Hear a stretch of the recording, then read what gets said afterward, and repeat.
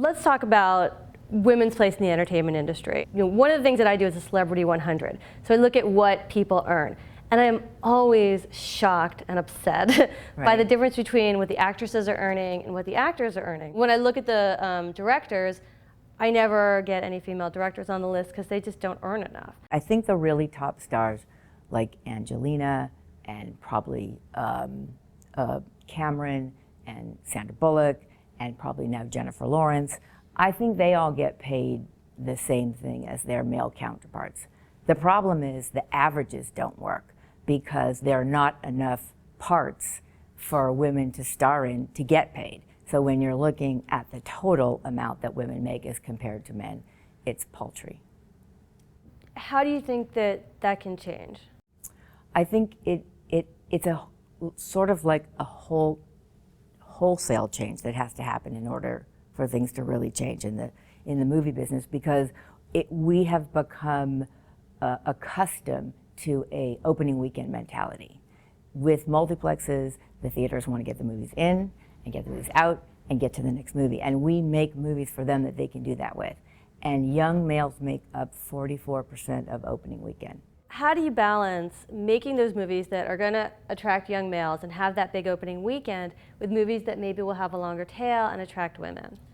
First of all, I think it's my responsibility to do that because I love movies about women. I love women. I've always cared about making movies about women my whole entire career. We probably hire more female directors here, if there are any. We do it because we want to, and we do it because we have to. So we've made lots of movies with Nora Ephron, lots of movies with Nancy Meyers, with Catherine Hardwicke, with Catherine Bigelow. That's an agenda for us. You say if there are any. So well, I just named 4. Right. And the problem, I think the problem is, because I thought about this a little bit, when you compare the movie business to the music business or to publishing, you have huge, colossal stars in the world of publishing that are women, and everybody reads those books, whether it's Danielle Steele or Jackie Collins or J.K. Rowling, and the same is true in the music industry. You have Taylor Swift and Alicia Keys and Lady Gaga, and I was trying to figure out why. And I think the problem, well, I think what happens in those other industries is women, you can write a hit song, or you can write a book that everybody's gonna love, and you just show up with it. Right. And then there's no denying it because everybody in business is looking to make money, and when they see something that's gonna be a hit, they want it. For a woman to direct a movie in Hollywood, she has to go through so many layers of rejection by the powers that be, I suppose including myself, that it is harder to get to that point. So you can't just create something. And I think there is a whole unconscious mountain.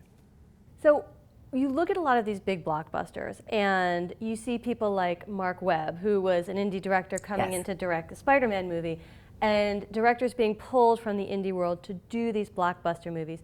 When are we going to see more women directors being pulled? I have begged Catherine Bigelow to make Spider-Man, James Bond, anything I can think of. So far, I haven't hooked her. But I think it is about. I think it's about women showing up and saying that that's what they want and not taking no for an answer. That they want to do those big blockbusters. Yes.